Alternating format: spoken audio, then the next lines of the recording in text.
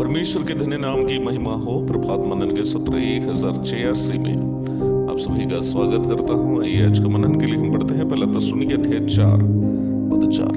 और तुम में से हर एक पवित्रता और आदर के साथ अपनी पत्नी को प्राप्त करना जाने।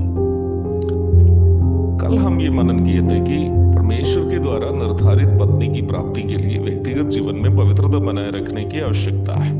और हमने ये भी देखा कि विवाह नामक ईश्वरीय व्यवस्थिति को हमें आदर के साथ देखे जाना चाहिए, न कि एक मस्ती करने का विकल्प के रूप में। वैवाहिक जीवन एक पुरुष और स्त्री को एक साथ रहकर मस्ती करने का एक विकल्प है ही नहीं, बल्कि परमेश्वर के द्वारा पति और पत्नी के रूप में पहले से निर्धारित एक पुरुष और स्त्री को एक साथ रहकर उनके पारिवारिक जीवन के द्वारा परमेश्वर जिस योजना को अंजाम देना चाहता है उसे पूरी करने का माध्यम है।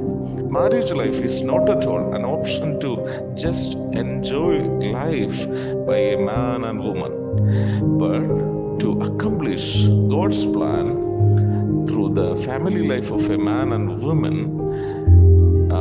whom God has been already chosen to be husband and wife.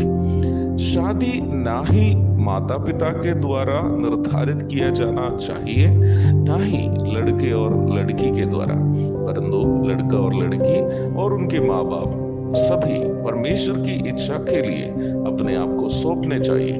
विवाह के बारे में अविवाहितों के मन में हो या उनके माँ बाप के मन में हो, ये विचार होना चाहिए कि उनके बेटे के लिए नहीं तो उनकी बेटी के लिए योग्य जीवन साथी को देना। नहीं तो लड़का और लड़की को यह सोच होना चाहिए कि हमारे लिए योग्य जीवन साथी को देना परमेश्वर का कार्य है। यदि परमेश्वर के मार्गदर्शन के अनुसार लड़का और लड़की की शादी उनके दोनों के परिवार और कलीसिया की देखरेख में होती है, तो दोनों पति और पत्नी के बीच में और उन दोनों के परिवारों के बीच में भी एक दूसरे को आदर करने की मानसिकता उत्पन्न हो जाती है। यदि विवाह करने वाला लड़का इस निश्चितता के साथ विवाह करता हो कि उनकी पत्नी को प्रभु ने उन्हें दिया है, तो उस पत्नी के साथ वह आदर से ही व्यवहार करेगा। वैसे ही लड़की को यह निश्चितता हो कि उनका पति को प्रभु ने उन्हें दिया है, तो उस पति के अधीन रहने में उनको भी कोई दिक्कत नहीं होगा।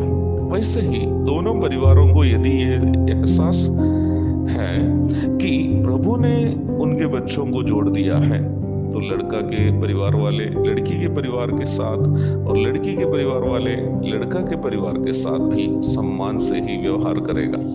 वही दहेज देकर जिस परिवार वालों ने अपनी लड़की के लिए एक लड़का को खरीदा, उनके मन में यही भावना रहेगा कि हमने उनको अपना धन देकर खरीदा, वो लड़का हमारा प्रॉपर्टी है।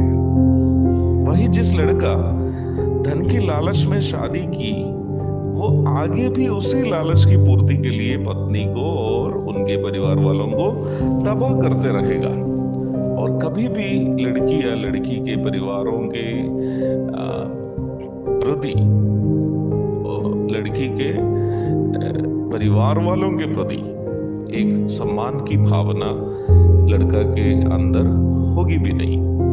अगर थोड़ा बहुत दोनों मिलजुल कर चलता भी हो, कोई भी छोटे छोटे अभिप्राय की भिन्नता भी तलाक तक ले भी जा सकती है।